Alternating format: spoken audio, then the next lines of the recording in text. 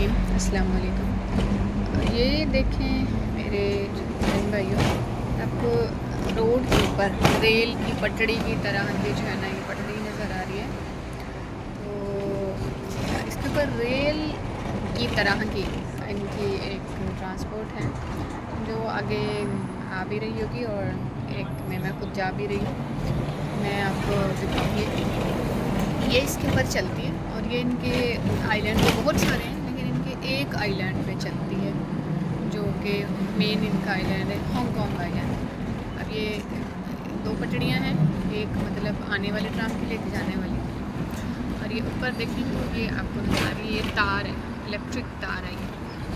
और ये जो है ना, इनके ट्राम बिजली पे चलती है और इसकी जो है ना 2 मंजिलें होती हैं, एक ऊपर और एक नीचे।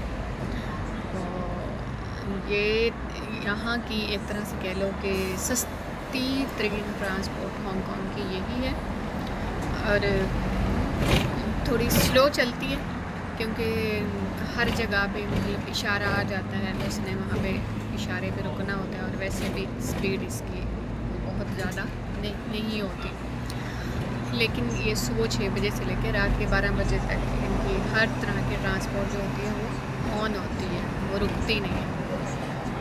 एक सेकंड के लिए भी यूँ कहेंगे ये नहीं रुकती। और कभी कभी ऐसे होता है कि जैसे ट्राम के पीछे ट्राम, तो ट्राम को ज़्यादातर ज़ाहिर है वो लोग भी इस्तेमाल करते हैं जो अपनी मनी बचाना चाहते हैं या जिनके पास मनी कम है।